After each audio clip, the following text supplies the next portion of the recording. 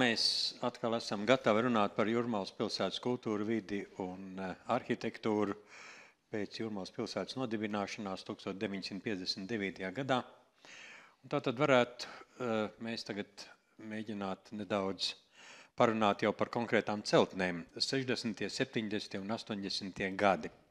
Es esmu te paskatījies, kas man ir pierakstīts par 60. gadiem, un viens no pirmajiem objektiem, kas turklāt ir arī šobrīd, tā teikt, redzams un arī ir novērtēts ļoti augstu, ir Dzintaru koncertzāles, vasaras koncertdārza izbūve, arhitekts Modris Ģelzis, tad ļoti īpaši mums, laikam, arhitektiem ir pazīstamais Alberts Vecīls, kas ir strādājis pie skaņu jautājumiem publiskajās koncertzālēs. Tālāk ir Josifs Kaldenbergs, ļoti interesanta personība, kurš darbojās Latvijā šeit arī Rīgā projektēja ēkas, bet arī Jūrmalā. Un tad ir viņa projekts Jūras pērle un arī Majoru universāla veikals. Savā biogrāfijā Kaldenbergs ir norādījis, ka viņš ir arī mācījies pie Le Corbusier. Un no tāda viedokļa ienesis tās jaunās vēsmas, kas tiešām arī šķiet, ka tādas bija. Jūrmalas doma ir 60. gadu beigās, Arturs Reinfelds projektējis. Vai mani sarunu biedri arī varētu kaut kā atzīmēt, varbūt no arī nosauktajiem vēl kādiem citiem objektiem, to, kas attiecas uz šo arhitektūru, kas tagad sāk veidot to, par ko mēs sākām runāt pirmajā raidījumā par modernismu arhitektūru.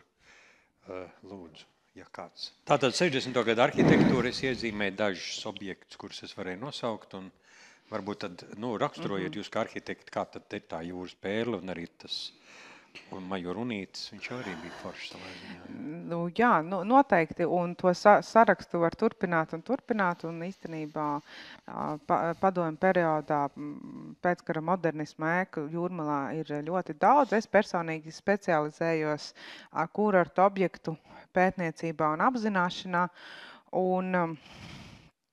un tiešām tas, ko jau es iepriekšējā arī sarunā minēju, man ir tā zinātniskā publikācija, kur apkopoja lielmēroga objektus, un tur ir manā skatījumā ārkārtīgi iespaidīgi objekti, kas, teiksim, ja sākot ar 60. gadiem, obligāti pieminami Jaunčemeru sanatorija, kas ir pirmais tāda mēroga, lielmēroga, teiksim, kurorta objekts kā sanatorija, faktiski iesākot šo te lielmēroga padomju perioda sanatoriju tipoloģiju.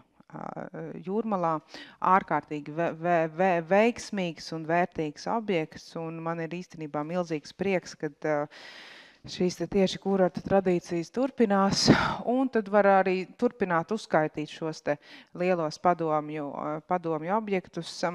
Tas, ko šobrīd es varu, teiksim, no šī dienas skatu punkta teikt, ka cik ļoti svarīgi šiem objektiem bija, vai viņi turpina vai neturpina, teiksim, iesāktās, teiksim, bijušās, teiksim, kurortoloģijas ārstniecības tradīcijas, jo tie objekti, kas turpina, piemēram, tie paši ķemeri, Jaunčemeri, viņi arī ļoti labi saglabājušies. Tie, kuri ir nonākuši, teiksim, citās rokās, kas nav saistīts ar ārstniecību īpašnieki, tad, protams, šobrīd viņu liktenis ir stipri savādāks. Ja? Bet tiešām visi šie lielmēroga kurorta objekti Jūrmalā 60. 70. gadu ir manā skatījumā pilnīgi visi bija ļoti, ļoti vērtīgi, un, diemžēl, daudzi no tiem šobrīd ir sliktā tehniskā stāvoklī vai nojaukti. Vai vispār nav, jā. Starp citu, pie 68. gada vēl var piezīmēt, kad arī pilsētas bijušais galvenais arhitekts Leonīds Alksnis bija uzprojektējis kafejnīcu zem laivām, kas arī skaitījās kādā brīdī tāds diezgan stilīgs objekts, koka arhitektūra gan sabiedriska, bet tādas tā kā pārzāģētas laivas un salīdz kopā tās bildes vēl var redzēt. Nē, mazā arhitektūras forma savā ziņā arī, man liekas, vēl bez lielajiem tādiem objektiem, par ko mēs runājam, arī ir zīmīga. Artur, Jūras pērle jūsu skatījumā tur Varētu būt kaut kā, jo kāpas galā uzbūvē ēku, vai ne? Un tā pašā laikā mēs sakām, jā, tas ir labi. Kaut gan liekas jau, kad bīdīt iekšā kāpas galā kaut ko un izvirzīt uz pludmalu, nav Bet tas īsti bija labi. absolūts izņēmums. Jā. Tas bija absolūts izņēmums, un tas nebija, ka tā bija sistēma, ka kāpās kaut ko būvē. Tas bija absolūts izņēmums, un viņš arī bija interesanti. Tā ēka, cik es viņu atceros, viņa bija iespaidīga. Un, protams, ka tur jau viss apkārt, visi runā jūras pērli. Tas jau arī iedod to attieksmi, varbūt, ka tu arī skaties tā, tad tas jau ir kaut kas svarīgs. Protams, bērns būdams, es tur esmu bijis, apskatījis, un pēc tam arī vēlāk. Jautājums, vai tagad viņu vajadzētu atjaunot tā kā Melngalnām, domāju, ka nē. Bet katrā gadījumā tādā laikā tas bija viens no jūrmalas tādiem ankuru vietām, kas piesaistīja cilvēkus, kas nāca pat paskatīties. Viņš vēl tagad, man liekas, šis objekts kā tāds, kurš jau sen jāsaka, ir nojaukts, ja? Joprojām es esmu redzējis grāmatās, un arī starp citu arī viens vārds izdevums bija pa modernismu. Latvijā bija un tieši jūras pēle tur bija. Melngalnām skaidrs, viņš tāds cakains ir, un tur ir daudz visādu tādu, mākslas lietu, kuras kopijās, bet šī modernisma arhitektūra, viņa jau patiesībā ir diezgan tāda, lietišķa, ja tā varētu izteikties, ja? Galvenais ir tomēr viņā tas, ne detaļās, bet tas kopējais, varbūt tas skats, vismaz tā varētu sākotnēji runāt par to.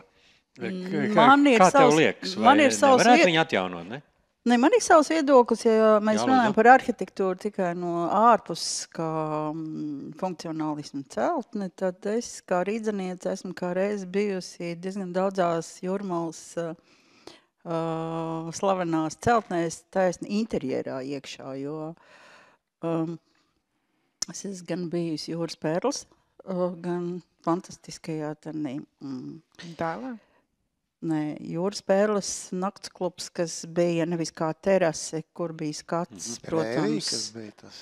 Nē, tas bija tas ar fantastisko šovu, kur vēl Laima Vaikula dejoja.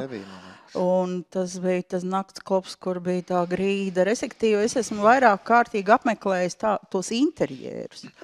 Protams, jūras pērle izcēlās ar to, ka viņai bija tā burvīgā terase. Un, jā, tas bija izņēmums, bet tas izņēmums bija, manuprāt, labs. Viņš bija kvalitatīvs izņēmums, kas varbūt pārkāpa tos noteikumus, bet viņš ienesa tās pludlīniju formas, kas bija tik tālu pamanāmas, uz ko arī tiecās visi, lai aiziet uz turieni. Es tur esmu dzērus kafiju, lai skatītos šo saules rietu. Un es esmu bijusi arī,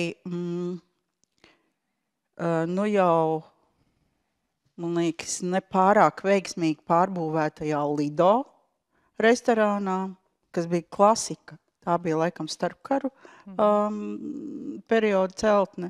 Viņa bija klasika ar savu restorānu, tur uzstājās fantastiski mākslinieki. Mēs braucām uz turieni tieši viņus klausīties un skatīties. Un es esmu bijusi arī Jūrmalas viesnīcā, kur, ja nemaldos, tika atvērts pirmais bārs, kura bārmenis bija studējis un mācījies Amerikā. Un tur bija kaut kādi fantastiskākie kokteļi ar fantastiskiem nosaukumiem. Tas bija kaut kas priekš mums, kā padomju standarta iedzīvotājiem, kaut kas nebijis. Tā kā es esmu vairākās celtnēs bijusi Jūrmalā tieši kā rīdzeniece. Protams, bija arī fantastiskais atrakciju parks Daile, kur bija bērnu kafejnīca Kikeragū. Tās ir celtnes, kas ir zaudējuši pirmām kārtām to savu interjeru lielākoties ar nelielām vai lielām pārbūvēm. Protams, arī dažas vispār pazudušas no Jūrmalas, kas ir diezgan beidīgs fakts, bet, kā zināms, atjaunot kaut ko var tikai vienreiz, un varbūt, lai Melngalna nams paliek kā tāds klasisks piemērs, ka viņu vajadzēja atjaunot, es nepiekrītu, ka vajadzētu atjaunot jūras pērli. Ir citi laiki, jā, ir citi paņēmieni. Droši vien ir arī cita veida arhitektūra, ko varētu Jūrmala atkal kaut kādā veidā iezīmēt. Bet man visskumīgāk liekas tas, ka jebkura veida pārbūve, ārējā pārbūve nes arī interjeru zudumus. Un tos diezgan nežēlīgi iznīcina, neskatoties uz to, kad tā ir sava laika arī liecība, varbūt tur materiāli lietotie nav pārāk kvalitatīvi, bet, es esmu ievērojis arī, ka īpaši ar interjeriem tas notiek, tāpēc, ka katrs nākamais īpašnieks uzskata, ka tas iepriekšējais interjers viņam nedara. Un mums ir daži interjera piemēri, kas mainās teju vai katru otro gadu, tikai tāpēc, ka interjera īpašnieks ir mainījies. Tāpēc es vairāk arī bēdājos par tādām lietām, kas mums aiziet nebūtībā, nevis tikai kā apjoma celtnes, bet taisni arī kā interjeri. Nu jā, tu pieskaries vienai nedaudz savādākai tēmai, atrakcija Pilsdēla arī 70. gadi, ja? Mēs pagaidām vēl esam 60. gados un varbūt baibai par Jūras pērli vēl tad beigās ir ko piebilst. Nu, ir variants, ka viņi varētu atjaunot. Jā, man liekas, ka tas ir tomēr tāds, vilinošs variants. Es nedotu, teiksim, pilnīgi noliedošu atbildi. Zini, tiešām forši, ka tu pacēli šo tēmu, jo man tieši šīs tēmas sakarā ir tiešām ko piebilst, jo pirms pāris gadiem es vadīju vienai bakalaura studentei bakalaura darbu, un kuru mēs šo jautājumu tieši risinājām un pētījām, un tieši apskatījām Jūras pērles atjaunošanas iespējas. Un līdz ar to par to jau ir bakalaura darbs uzrakstīts. Un man liekas, ļoti veiksmīgs tas bakalaura darbs bija. Studenta bija Laura Švēde. Un uzrakstīja un deva arī ļoti labu ieskatu, gan salīdzināja Jūras pērli kontekstā ar citiem līdzīgiem objektiem padomu savienībā, un īstenībā tādu bija diezgan daudz. Gan arī mēs konstatējām kopīgi, ka Jūras pērlē ir tiešām ne tikai arhitektoniskā vērtība nenoliedzama, jā, bet arī īstenībā kultūras un kultūru telpas vērtība, gan arī varjetē, tātad šovu attīstībā, gan arī restorānu attīstībā, gan arī, teiksim, sabiedrības, teiksim, tādā kultūras attīstībā. Šis objekts ir ārkārtīgi daudzšķaitnāts, jā, ne tikai arhitektūra.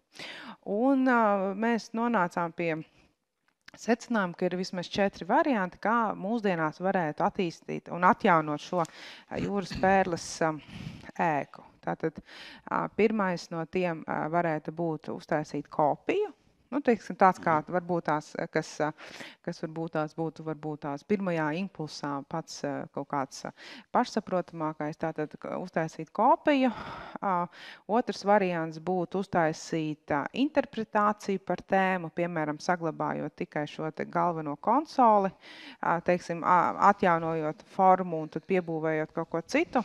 Trešais būtu, teiksim, iemūžināt vienkārši tās piemiņas ēkas, piemiņu, teiksim, kā tādu, kā tagad ir ļoti izplatīta arī Jūrmalā uztaisīt kādu piemiņas zīmi vai piemiņas mazu skulptūriņu uzlikt tajā vietā, kur viņa bija.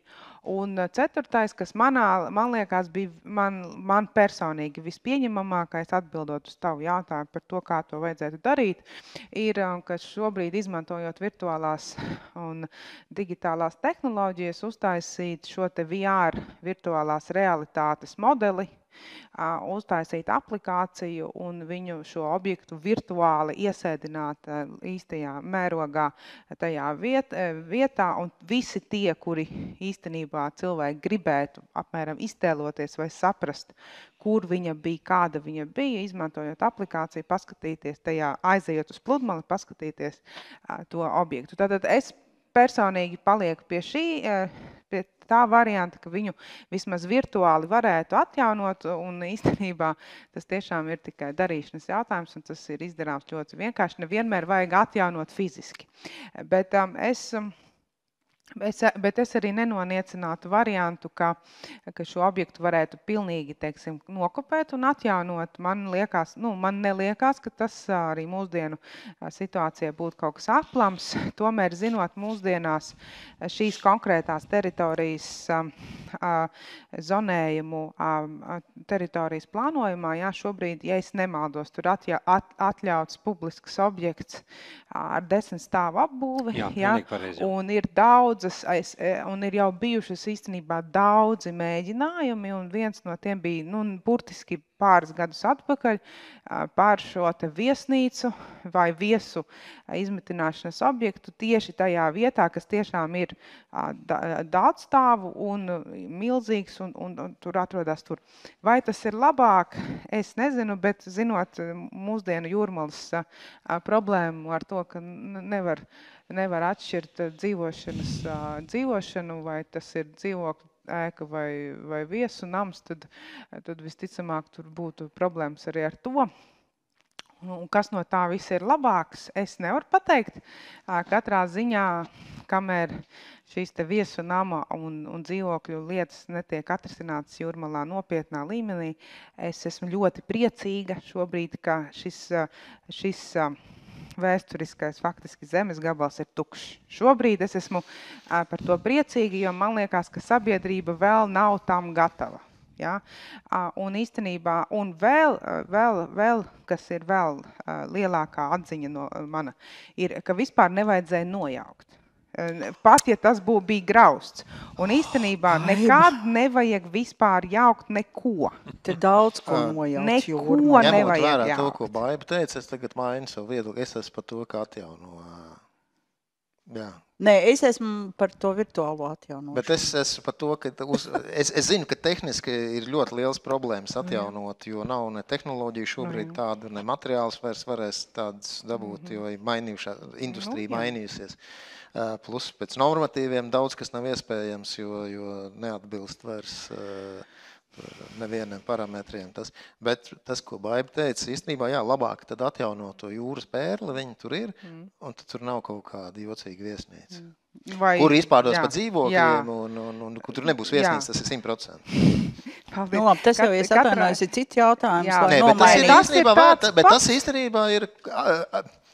Es mainīju tagad savas domas. Bet es runāju par kaut ko citu. Tā tad ir jāmaina pirmkārt teritorijas plānojums un otrkārt ir jāatņem īpašniekiem šī zeme. Jo viņiem ir pilnīgi citi plāni. Tas jau ir tāds sociālisms. To pat es neatļaujos apgalvot publiskā telpā, ka īpašniekam kaut kas ir jāatņem. Katrā ziņā. Bet tas īstenībā ir tiešām...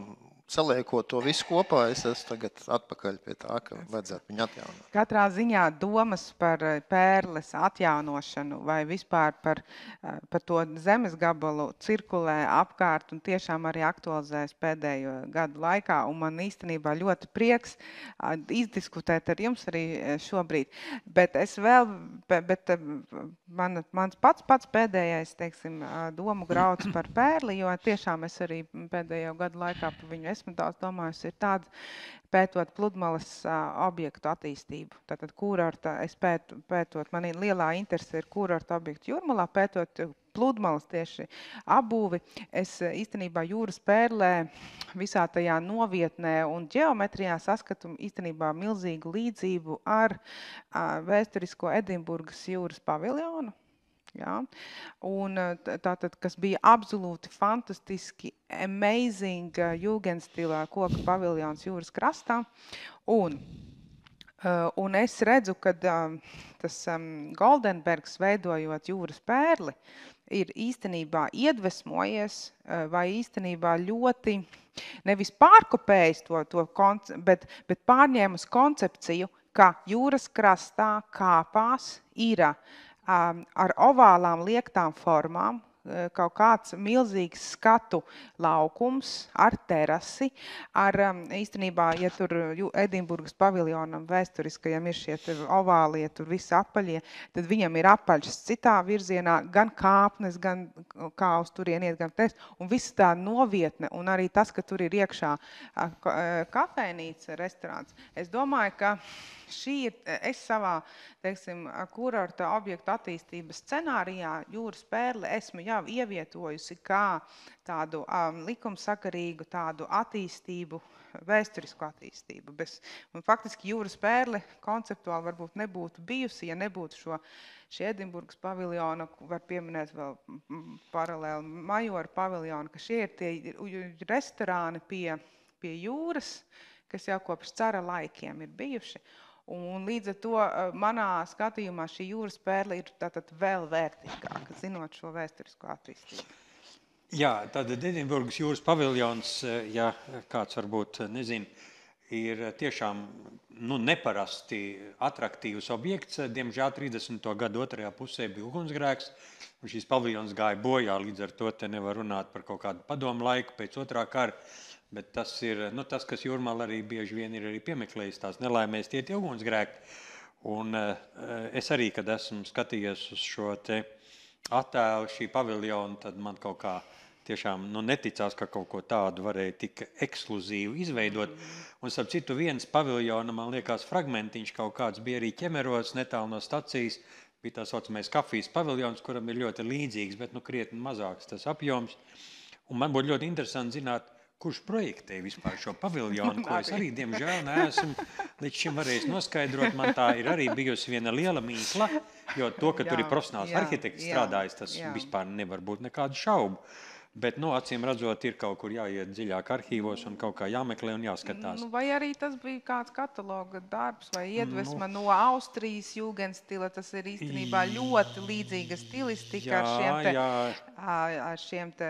Secesijas, jā. Īstenībā viņam ir, es tagad no galas nepateikšu, bet ir viens tāds viņiem tur metro paviljons ar tiem bumbulīšiem un viss ļoti stilistiski līdzīgs. Es arī labprāt gribētu zināt autoru un visu to vēsturi, un cik žēl tiešām, kad mēs to nezinām. Mēs fiziski to nezinām, mēs varam tikai drupināt no kaut kādiem maziem fotoattēliem to fantastiku un tikai iztēloties, kas tam stāv apakšā. Bet vien pastarpināt nedaudz tēmu, par ko ierunājās Velta, un kas man šī brīdī ienāca prātā, ka šobrīd teritorijas plānojuma izmaiņās, jo tur šobrīd Jūrmalā notiek apspriešana, tad ir paredzēts, un arī par ko diskusija bijusi. Tu teici, ka no jūras pēles tu skatījies uz saulrietu, vai ne, un uz jūras to skaisto panorāmu. Tātad šobrīd ir koncepcija, ka mums noteikti vajadzētu, tāpat kā tas ir Sopotā, piemēram, un kur citur, noteikti jūrā laist līdz pat 3. sēklim, šādas te gājēji tādus ceļus, vai ne, un tad tur varētu piestāt arī, kāds kuģītis, ja pēkšņi ir līdz tai vietai aizbraukt. Bet kas ir pats bīstamākais, ko es tagad izteikšu un ko jūs varat turpināt, ka tur paredzēts, ka tur var arī kaut ko uzlikt, kas varētu būt, tā kā restorāns, kafejnīca un viss. Tātad runa par šo saulrietu, par šo, vienkārši fantastisko ainavu, jo cilvēki vakaros labā laikā iet, tiešām lieliem pulkiem skatīties uz saulrietu. Ja mēs atceramies Rainu un Aspazī kaut vai, kas gāja katru, vai ne, iespējamo brīdi. Tātad saulriet, šis grand spektakl, vai ne, kas ir fantastisks skats, kā saule riet jūrā un mākoņi, ja vēl ir viss. Viss, kas ir redzējuši vismaz vienreiz vai pāris reizes mūžā, saprot, ko tas nozīmē. Tagad, kad ieliks iekšā jūrā šos objektus, kāda ir jūsu attieksme? Jo, saprotiet, tur, kur ir jūra, tur ir diezgan jau tas dziļums ātri. Mums ir šī laipa jāliek ļoti tālu, un tie vēsturiski attēli par tām laipām, tās nav tās laipas, tās ir ģērbtuves, kas ir starp 2. un 3. sēkli bijušas, kas ir individuālās peldu būdiņas, kur pārģērbās, un tad gāja tā teikt, lai nav jāved tur ar zirgiem, vai kā tas bija caur laikos, tā saucamajos. Kāda ir jūsu attieksme pret būvēm ūdenī, teiksim, respektīvi? Kā tas varētu būt? Jā, lūdzu. Es domāju, ka mums ir lielisks piemērs Palangā, tā ir atklātā jūra, bet tur ir šī laipa ar, ja nemaldos, arī ar papildus elementiem. Un, protams, klasiskā ir Braitonā, kur ir milzīga laipa ar milzīgām atrakcijām, ar ēdināšanas objektiem. Un es domāju, ka no tā nevajag baidīties. Tas pievelk apmeklētājs. Jā, tā var būt gara laipa, bet jebkuram ceļam ir gals, mēs atkal atgriezīsimies atpakaļ, tas ir konstruktīvi iespējams arī diezgan padārgi, bet vajag. Es uzskatu, ka vajag, tāpēc, ka tas atkal piesaistīs publiku, jo ir vajadzīgi arī, manuprāt, arī Baiba to ļoti labi zina. Mums ir ārkārtīgi liels trūkums gan labierīcības pludmalē, gan ātrās ēdināšanas uzņēmumi, kas strādā tikai sezonāli, jo es tikko biju Jūrmalā, tur absolūti nav kur pludmales teritorijā neko šādu izdarīt. Jūs joms ielēst. Jā, bet tad es neredzēšu jūru. Tas gan. Ne, nu, ja mēs gribam redzēt to, kas ir mūsu vizītkarte, tā ir Jūrmala, tātad tas ir saules riets, tad kāpēc, lai mēs neizmantotu šo iespēju un piedāvātu? Paieties vēl tuvāk. Jā, paieties, tieši tā, un kāpēc ne? Un tad tur varētu tāpat kā Palangā uzreiz piestāja kaut kāda kuģīša, notiek kaut kāda kustība. Respektīvi, tā ir iespēja attīstīties. Es domāju, absolūti noteikti. Labi, jā, Artur, varbūt ir kaut kāds viedoklis. Ir noteikti viedoklis, jā. Nu, vēsturiski Rīgas Jūrmalā un visā Latvijas teritorijas jūras piekrastē ir bijuši tie muliņi ar piestātnīti galā vai pat ar kādu tur būdiņu pārģērbšanās vai pat, man liekas, ka pat arī peldošie restorāni bijušies, nemaldos, pat Jūrmalā. Man šķiet, varbūt tas tiešām jā. Varbūt, jā. Bet tā nelaime, cik es zinu, ir tai klimatā, jo mums jau tā nelaime to, ka tie ledi aiznes visas tās lietas. Tur ir tādas tehniskas lietas, ka Palangā, man liekas, ka viņiem ir tā krasta līnija, man liekas, neaizsals. Nē, es domāju, ka tur ir tā problēma, ka viņiem ir atklātā jūra, mums ir līcis. Ne? Nē, es domāju, mums jau faktiski ir runa par ledu. Ledus viņam ir milzīga masa, viņš sasalst, un viņš, kas sāk kustēties, viņš aiznes prom visas tās. Jo vēsturiski jau bija tās piestātnīcas, viņas jau kaut kur tur pie Mērsraga, vēl kaut kāds atlieks no kaut kādām kaltenēm, man liekas, bija. Viņas ir vēsturiski Latvijas arī teritorijā ir bijušas. Tad, kad tā zvejniecība un tas jūras bizness bija noteicošais tai piekrastē, tad viņi bija spiesti to uzturēt. Tā bija infrastruktūra. Šobrīd tas ir tā kā pa dārgu, un neviens īsti to nenodarbojās. Un savukārt atkal tad tur var likt sezonāls kaut kāds peldošs laipas. Tad ir jautājums. Pontoni, jā, tad ir jautājums, kas tad dos to atļauju, kas tad viņus tur enkuros, kas tad atkal ieķersies tur kaut kādās trosēs, visādi nelaimes gadījumi. Nu, tas sākās viss tā saimnieciski. No ainā viskā viedokļa tas tā varētu patiesībā. Tas tā varētu būt, tehniski to varētu būt. Es domāju, ka tur vairāk juridiski problēmas. Nu, tas jā. Tas ir vislielākās problēmas. Jā, bet no kultūrvides viedokļa tagad mums tās saruna. No kultūrvides, jo tas ir tas, ko Velti teica, ka mums nav iespējas saulrietā paēst vakariņas jūras krastā. Nu, bija 36. līnija, bija tad vēl tur... Nē, tagad mums ir... Jūras krastā? Jā, jūras krastā ir... Viņš ir sezonāls. Tu tagad ziemā nekur nevari paēst, neredzot jūru. Es atvainojos, man šī viena vieta jāmeklē ir. Es negribu meklēt. Es gribu. Labi, Baiba, lūdzu, varbūt šī polemikā ir kāds vārds. Drīkstas kliedēšu dažas mītas un izteikšu savu viedokli. Es esmu atkal ļoti priecīga, ka tu aktualizēji šo sarunu varbūt publiskā vidē. Tas, ko es esmu sapratusi un redzu, kas notiek šobrīd sabiedrībā, šīs tēmas sakarā, ir tas, ka cilvēki šobrīd varbūt tās jādz divas lietas, jā, un varbūt tās nagā nesaprota, kas ir Jūrmalā bijis pirms tam, un atsaucās uz to un grib kaut ko citu. Ja mēs pāanalizējam, kas ir bijuši šie tā saucamie peldus teķi, ja, tātad cara laikos, vēl līdz tam 14. gadam bija pilna pludmale ar peldus teķiem. Tas bija nenoliedzami, viņi kaut kur ap 20 bija pludmales centrā. Un kas ir peldus teķi? Tie bija tiešām laipas, kas bija paredzētas kā peldēšanas palīgbūve. Toreiz bija ļoti teiksim, striktas noteikumi par peldēšanos un nevarēja tik ļoti brīvi peldēties, tad mums bija peldu steķi, cilvēki pa maksu, tas bija biznes, gāja tur pārģērbās peldēties. Tie bija peldu steķi, tās nebija piestātnes. Šobrīd, teiksim, varbūt kāds ierauga šo te bildīti, kas varbūt atgādina laivu piestātnīti, padomā, tur mums kādreiz ir bija, mums atkal vajag. Bet es gribu apgalvot, izņemot asaru ostiņu maziņo, kas bija vispār uzbūvēta perioda pašās beigās, pāris gadus pirms Pirmā pasaules kara. Mums, tas bija asaru osta, tas bija vienīgais. Tas bija vienīgais, kurš varbūt tiešām no tās lielupes kaut kā pa to baigo gabalu, tas bija vienīgais. Mums nav bijuši visas laivu piestātnes nekad Jūrmalas pludmalē. Nekad. Mums bija lielupe, pa kuru tika nodrošināti visi peldu ceļi. Un īstenībā tā ir milzīga atšķirība, kā Jūrmala atšķirās no pilnīgi visiem piejūras kurortiem Baltijas jūras piekrastē. Mēs pa lielupi, cilvēki pa lielupi brauca uz Jūrmalu, kas ir īstenībā paradoks.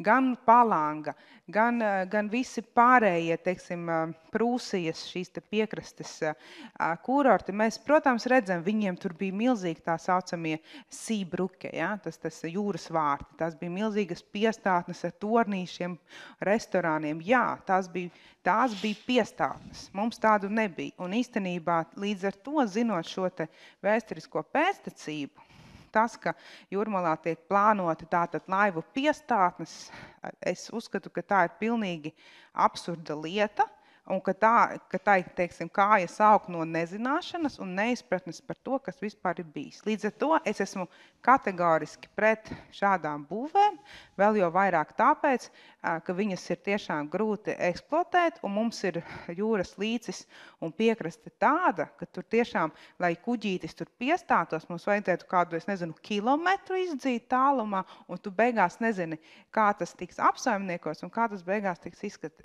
izskatīsies. Līdz ar to zinot šo te vēsturisko fonu un zinot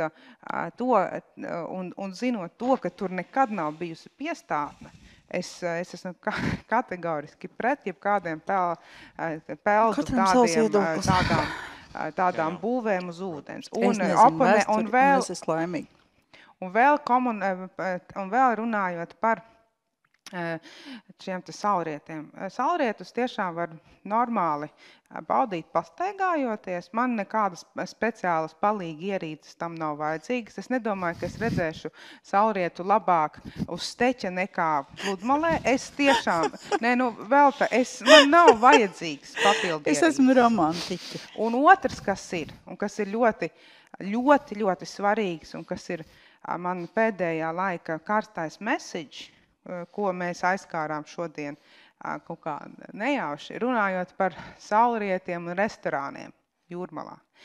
Es šobrīd reāli cepos, un es tiešām ļoti to pārdzīvoju par to, kā, teiksim, tā pati Emīlijas Rācenes iestāde stāv tukša, pirmais stāvs mūžīgi, stāv plāksnīte, kaut kas tiek visu laiku pārdots, milzīga, fantastiska ēka jūras krastā tukša. Jā. Un izrādās, tur vēl ir arī otrs sāns, kurš izrādās tiek izpārdots par dzīvokļiem. Bet pirmais, Rihard... Arī tur ir dzīvokļi, visi dzīvokļi. Bet saprot, visi māji vienos dzīvokļos. Man ir posts, kur es esmu, bet tur dzīvokļi nevar būt nekādā veidā.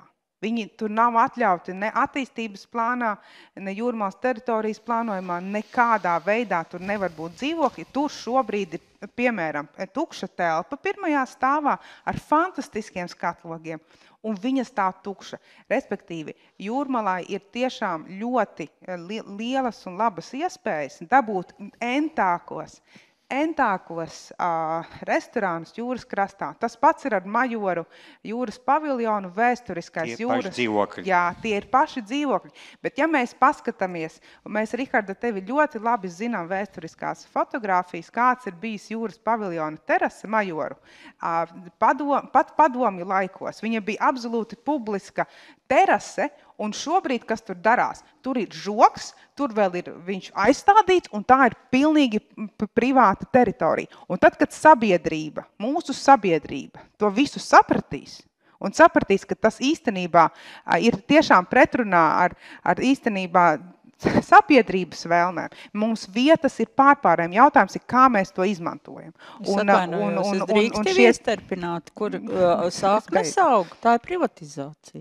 Nē, 90, skaidrs. Nu, bet par ko tad mēs tagad Nē, runāsim? Viena lieta ir privatizācija, otra lieta ir ēkas izmantošana. Pat privatizējot ēku, viņa nevienā mirklī kļuva par dzīvokli. Jā, bet atgriežoties pie modernisma. Jā, varbūt parunāsim par modernismu. Jā, par modernismu. Tātad ļoti labi. Jā, man arī būtu ko par jūras Tas paviljonu ir runāt. komentārs par restorāniem pie Jo tur pludmalē. bija virpuļu grīda un vispār tas vēl 90. gados stāvēja. Tad mirklī, kad viņi privatizēja, tā iekārta, ieskaitot arī visu mehānisko, kas to Kurā vietā bija virpuļu grīda? jūras paviljonā, tas, ko tu tur pieminēji. Majoros? Jā, protams. Iekšā, jā? Jā, tur blakām bruņurupucītīm. Fantastiska ēka, fantastiska publiska ēka. Viņa šobrīd joprojām ir viesu izmitināšanas objekts,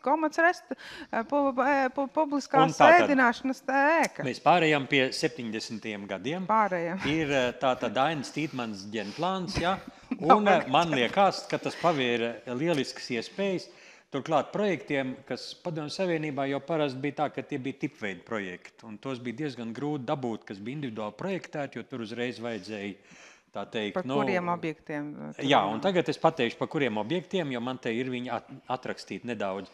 Atrakcija Pils Daila, par to, ko jau mēs sākām runāt. Un šīs pils parādīšanās bija saistīta ar tādu starptautisku, protams, Austrum Eiropas kontekstā izstādi, kas bija kurorta izstāde Padomju Savienībā. Jā. Un tāpēc arhitektam Edgaram Šeinbergam nebija, teiksim, nekādu īpašu šķēršļu likti, vai ne, ka viņam tur būtu jārēķinās ar būvniecības kaut kādām lietām. Es saprotu, arī izmaksas tur bija, tā teikt, atvērts, jā, jo vajadzēja parādīt, tā teikt, visiem, arī ārzemniekiem, ka, lūk, mēs tomēr, vai ne, esam Padomju Savienība un arī mums nav svešas modernisma lietas un tam līdzīgi. Tas bija izcils objekts, neapšaubām, pie tam tipisks kurorta objekts. Nevajadzēja jaukt nost. Pilnīgi, es esmu sakrājis arī dokumentāciju par šo lietu un varētu izstāstīt vēsturi, kā notika šī nojaukšana. Tālāk ir sanatorija Rīgas Jūrmala, Modra Ģeles un Viktors Valgums, kas ir pazīstam tagad kā Baltic Beach. Tālāk viesnīca Jūrmala jomas ielā, ko mēs zinām arī 70. gadu, komponisti Jaunradas nams, dubulta stacija 77. gads, respektīvi 70. gadi ir kaut kādi izskatās, tādi, kā to tagad saka, topa gadi vai ne, kuros mēs redzam Jūrmalā parādamies ārkārtīgi daudz interesants objekts, bet tam tiešām, tajā padomju modernismā, cik mēs varētu pozitīvi pret to attiekties izteiksmē, ja? Kā jūs varētu nokomentēt, vismaz dažus no manis nosauktajiem un varbūt arī tādus, kurus es vēl te neesmu, varbūt piesaucis attiecībā uz to arhitektūru turklāt, piemēram, dubulta stacija. Tas ir pilnīgi neticami, bet tas ir tik labs šobrīd iznākums. Es varētu pakomentēt, jo tiesni šī kontekstā es runāju ar bijušo Jūrmalas galveno arhitektu Leonīdu Augsni, un mēs aizskārām jautājumu par to, kā varēja būt tik veiksmīgi dubulta stacija izveidota, jo izrādās viņa vienkārši piederēja kā īpašums dzelzceļa sistēmai. Pilsētā to nekāda sakara nebija. Tā bija. Protams, jā. Un viņi pieaicināja Ļeņingradas inženieru arhitektu un tad tapa šis tā saucamais vilnis, bet kas man vēl vairāk sajūsmināja, tanīpat laikā turpat laukumā Ļeņina pieminekli. Jā, 71. jā. Jā. Viens no lielākajiem. Viens no lielākajiem, ko izrādās Leonīda brālis Kārlis Alksnis bija tur ieplānojis tur tanī laukumā. Kā arhitekts, jā. Jā, kā arhitekts. Stelnieks tur cits bija. Jā, bet tā frāze, ko es dzirdēju no Leonīda Alkšņa, bija apmēram, cik izdevīga stacija ar to vilni, kad mēs varēsim to Ļeņinu no tā vilciena izkraut ārā uz to laukumu. Nu, tāda kā ārka, caur kuru var daudz ko lielu iznest. Nu, tas ir tā kā tāds joks, bet, manuprāt, viņa ir ārkārtīgi veiksmīgi iesēdusies Lielupes krastā, un, paldies Dievam, nav zaudējis neko no tās savas sākotnējā izskata, pat jāpateicās atkal Latvijas dzelzceļam, ka viņš viņu ir atjaunojis ļoti saudzīgi, vismaz ārējā izskatā. Protams, visi tavi nosauktie objekti, man liekas, kas ir baigi jauki, ka to ir projektējuši latviešu arhitekti. Izņemot šo. Nu, izņemot šo, jā, bet nosauktie visi tie objekti ir latviešu arhitekti. Tas nav visavienības projekts, kas ir iedēstīts ar visu Maskavas vai Ļeņingradas institūtu darbu. Un tas, man liekas, ir tas pozitīvais, ka arī esmu runājis ar Veru Savisko, kas ir komponisti Jaunradas nama autore, un izrādās, lai šādus objektus uzprojektēt, viņiem bija tie saucamie iekšējie konkursi. Institūtos darbnīcās notika iekšējie konkursi, kad šādi lieli objekti tika plānoti, jo katru gadu jau bija notika tā saucamā plānošana, kāda objekti un kāds budžets ir katram paredzēts.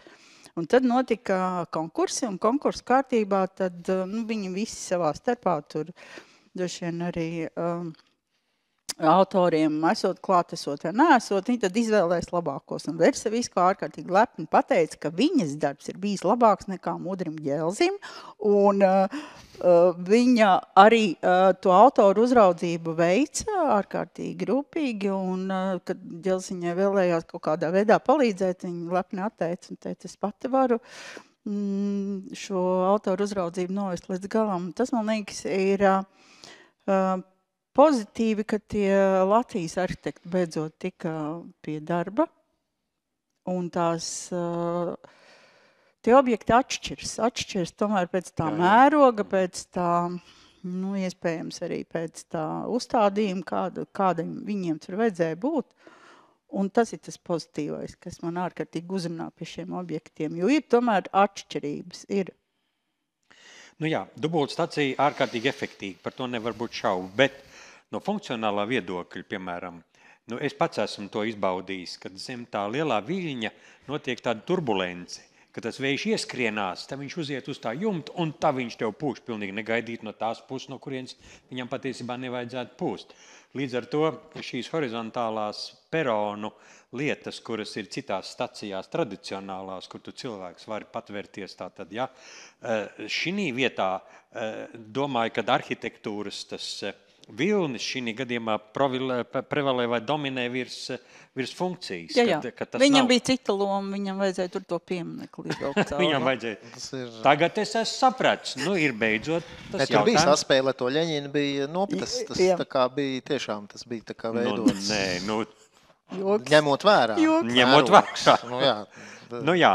Lai Ļeņinam būtu liela peredzama, varbūt ar to tārumu, citādā. Tad vēl ir jautājums par šīm kāpnēm, jā?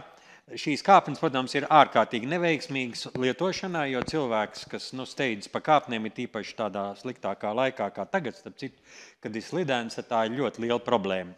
Man paskaidroja tā, savulaik, kad es par to interesējos, jo šādas kāpnes arī kur citur, vēlajā padomu laikā, kad ir būvētās, piemēram, arī jaundubultos, kad arī tajā laikā jau bija paredzēts, ka būs augstie peroni. Un ka tāpēc šīs kāpnes jau ir tātad ieliktas jau tais projektos ar domu, ka tātad mainīsies arī šīs pieejas, nevis, teiksim, tagad jākāp līdz apakšai vai kā. Kā jums dubultstacija var būt, kolēģi, kā jums izskatās? Gan no arhitektūras viedokļa, funkcionālais saprot, mēs esam visi viens prāts, kad šis piedāvājums tagad, kad tur ir tā mākslas telpa, ja? Ka tas ir veiksmīgi, tur arī toalets, starp citu apakšā ir tā, ka tas ir... Es ar tiešām, tur pat nav šaubu, ka tas ir labs pēckara modernisma objekts, bet tas, ko es gribētu pakomentēt, ka man tiešām arī milzīgs prieks, kas ar šo objektu šobrīd notiek. Jā? Tātad tur ir mūsdienu mākslas telpa ir, kā lai saka, darbojās, jā, un man liekas, dubulta stacija ir viens no ārkārtīgi fantastiskiem piemēriem, kā šīs dzelzceļa stacijas iegūst otro elpu, jā, jo mūsdienu situācijā ir pilnīgi skaidrs, jā, ka dzelzceļa stacijas ir zaudējuši savu sākotnējo lomu, un ar šīm ēkām kā tādām ir kaut kas jādara, jā, un tā ir mūsdienu ēku tipoloģijas tāds tā kā lietiņa, jā, tad viņa zaudē savu lomu, tagad cilvēki aplikācijās iepērk biļetes, bieža satiksme, hop, tādas uzgaidāmās telpas nav vajadzīgas. Un savā ziņā tas tādā arī kurorta attīstībā, tāda milzīgs solis, tāds pilnīgi tādā negaidītā un ļoti patīkamā virzienā. Bet runājot kopumā par dzelzceļa stacijām, gribētu atkal pieminēt, cik liela loma dzelzceļa stacijām bija vēsturiskajā kurorta laikā, kad dzelzceļa stacijās bija arī milzīgi restorāni. Bufetes, arī tur bija telefoni un visa veida saziņas iespējas. Un faktiski dzelzceļa stacija pildīja milzīgu, fantastisku sociālo lomu un bija vizītkarte. Sākotnējā vizītkarte, un īstenībā šī loma pilnīgi zudusi. Tagad tā dubultstacija ļoti atsvaidzina šī, bet īstenībā Jūrmalā ir ārkārtīgi daudzas citas fantastiskas dzelzceļa stacijas, tā skaitā viena no lielākajām Ķemeru stacija. Tur milzīgi liekas arī ēka, un tur nekas nenotiek. Un arī pārējās, un īstenībā interesanti būtu vispār pavērot un pastīties, kā šīs stacijas šobrīd dzīvo, jā, bet, protams, ka dubultstacija ir visievērojamākā. Un vēl no modernisma arhitektūras viedokļa runājot, gan vēl pirms kara, tad mēs esam savā sekcijā savulaik runājuši, tātad runa ir par Dokomomo organizāciju, Priedaina, jā. Par ko mēs runājām pirmajā mūsu satikšanās reizē, tie katalogs, ka tā ir Priedainas dzelzceļa stacija, tas ir 1939. gads. Tā ir vienkārši pērli tāda pavisam neliela apjomā, bet ārkārtīgi stilīga, un no tāda viedokļa arī droši vien mūsu katalogs, ko mēs tagad veidojam no jauna, ka varētu tikt papildināts. Tā par 70. gadu arhitektūru, varbūt par tām teras mājām, varbūt ir vēl iespējas kaut ko Artūram pateikt. Kā jums liekas, teiksim, tas ir dienvidu kurorti, tas ir skaidrs, tur ar Melno jūru. Kā ir ar terašu arhitektūru vispār? Kaut gan tagad moderni arhitektu atkal terases nāk tad, kad viņas parādījās, uztvēra viņas, es atceros, diezgan pretrunīgi. Nebija tāda viennozīmīga, ka patīk, nepatīk. Bija daudz, kas teica, ka šausmas, citi tur saskatīja kaut kādas kuģa siluetus un pa Vaivaru, toreiz vēl viņa pa kosmonautu rehabilitācijas centrs Vaivaros, to arī tā... Tas vismaz par dienvidiem. Jā. Redz ar tiem dienvidiem un uz to saulē tur domas dalās. Jo kas ir tā vērtība? Tas partijnieks, kas pagriez to Baltic Beach ar terasēm pret jūru, kaut kāds jau viņam tur bija tas doma gājiens, un es domāju, ka pie mūsu tā klimata pat varbūt, ka pat tas saulriets ir vērtīgāks nekā tā teras. Jo diez vai viņi tur tai vējos ir tik ļoti izmantojams pret tiem dienvidiem. Būdams Vaivaros, es tā neatceros, ka es tur būtu gājis uz tām terasēm. Nav bijusi vajadzība, jā. Bet, tāds pretrunīgs bija tās sajūtas, kā viņas toreiz uztvēra. Un šobrīd es gribētu, droši vien sarunas noslēgums mums tuvojās. Es gribētu pateikt to, ka, piemēram, šobrīd, novērtējot Jūrmalas vēsturisku arhitektūru, šī koka apbūve un viss tur laikam nekādu lielu diskusiju nevarētu būt. Tos, kas ir saglabājies un kas tiek arī rūpīgi atjaunots, par to mēs viennozīmīgi visi priecājamies. Būtībā par jebkuru koka ēku, jo koka arhitektūras renesanse šķiet ir sākusies un ne tikai Latvijā, arī pasaulē ļoti augstu novērtē šo ekoloģisko produktu, kuram ir liels iespējas arī no tehniskā viedokļa. Bet Un tātad teritorijas plānojumā joprojām šobrīd spēkā ir vēsturiskās apbūves vērtējums, kurām attiecībā uz šo periodu, par ko mēs runājam pēc Otrā pasaules kara, ir sekojoši, es citēju, tātad būves bez kultūra vēsturiskas vērtības, celtas pēc 1940. gada. Tātad pagaidām ir tāds zīmogs uzlikts visai šajā būvei, par ko mēs esam runājuši šeit, ka viņa faktiski ir bezvērtīga. Skaidrs, ka tas ir rakstīts 90. gados, laiki ir mainījušies un skaidrs, ka mums ir lielākai daļai doma savādāk, ieskaitot arī mūsu šeit sarunā.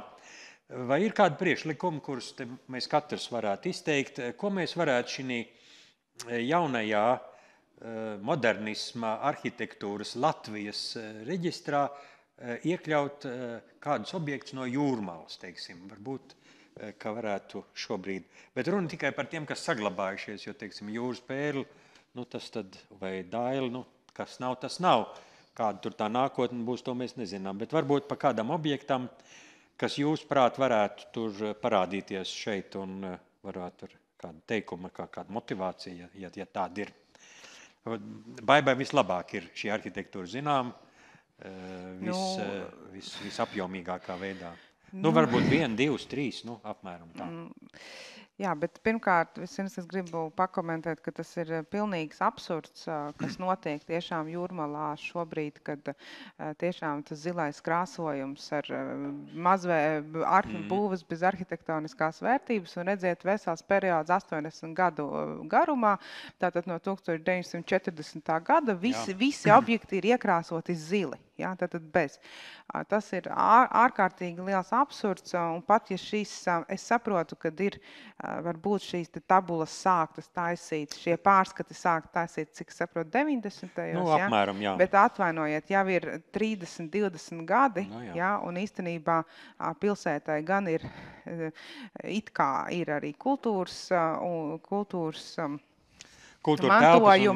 mantojuma tomēr speciālisti, un tas, ka 20 gadu laikā nav atjaunotas šīs pārskati, tā ir absolūta nolaidība. Tāpēc es nesaprotu, ar ko viņi nodarbojās un ko viņi šobrīd dara. Ja? Nacionālā kultūras mantojuma pārvalde jau un arī īstenībā, un attiecībā par šiem schēmām, es jau tad, kad sāka jau tikko izstrādāts, sāka darbs pie jaunās šīs apbūves noteikumiem. Es vienā sapulcē, kas bija publiska apspriešana, es gāju un publiski jautāju, kad būs pārvērtēt īstenībā padomi laiki. It kā solīja, ka būs. Ja? Es šobrīd nezinu, kas šajā jomā notiek, bet šobrīd tas fakts ir tāds, ka šobrīd uz šo dienu šīs schēmas joprojām ir spēkā esošs normatīvs akts, un tas ir kauns visai pilsētai.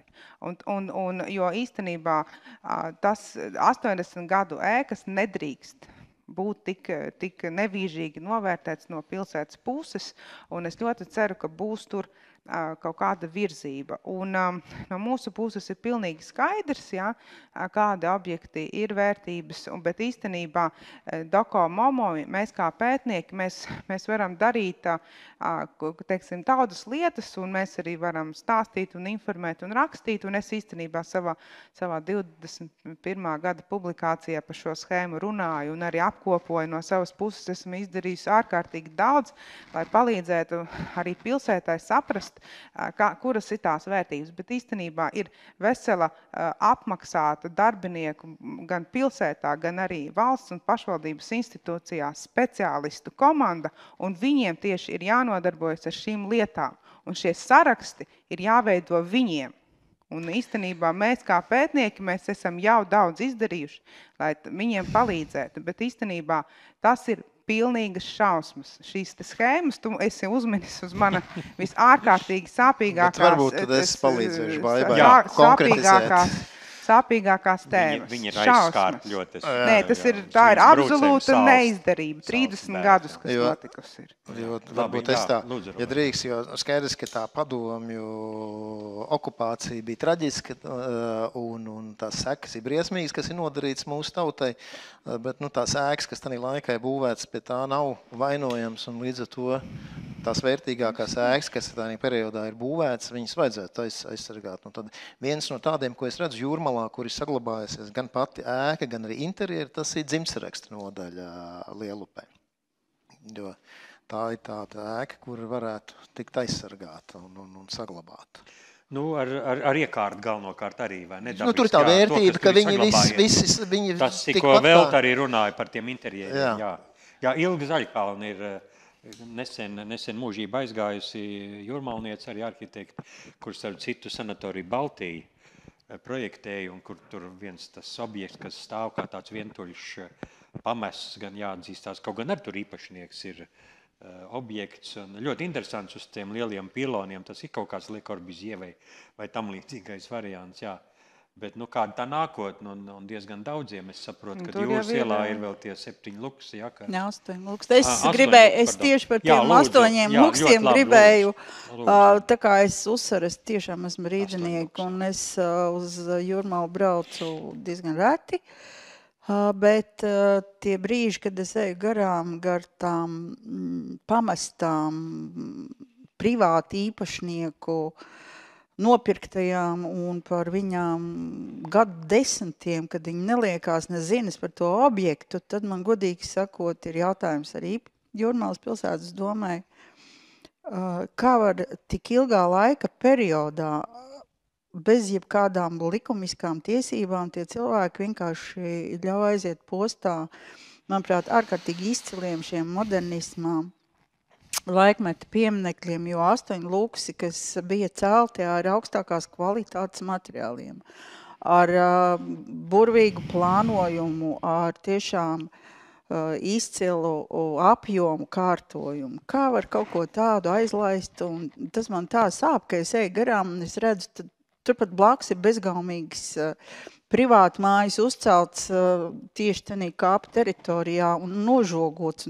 Un labi, tad tu neko nebūvē tur, bet ir tas žoks teju vai līdz jūrai. Tas nozīmē, ka tas privāti īpašnieks, loģiski, ka viņš nevēlās, lai viņa teritorijā kaut kas notiktu. Bet, jūra pieder visiem, ir tikai zināmas tās takas, pa kurām drīkst iet un kur nedrīkst iet, bet man godīgi sakot, man tie 8 luksi tik šausmīgi sāp sirds. Vēl tā. Tu atkal esi aizskārs šausmīgu tēmu. Es atkal ļoti lamāšos, bet es gribu pateikt, ne tev vienīgai sāp par 8 luksiem, bet visa pludmale ir pilna ar pamestiem objektiem, neattīstītiem. Es esmu pilnīgā šokā, kā piemēram tā pati Maksimoviča peldu iestāde sanatorija. Absolūta fantastiska koka arhitektūras pērle jūras krastā. Kā var arī to pilnīgi 30 gadus jau vispār ar viņu neko nedarīt? Tā pati Marienbāde. Ir grausts pilsētas pludmales centrā, un visi klusē, un visi domā, ka tas ir normāli. Tas nav normāli.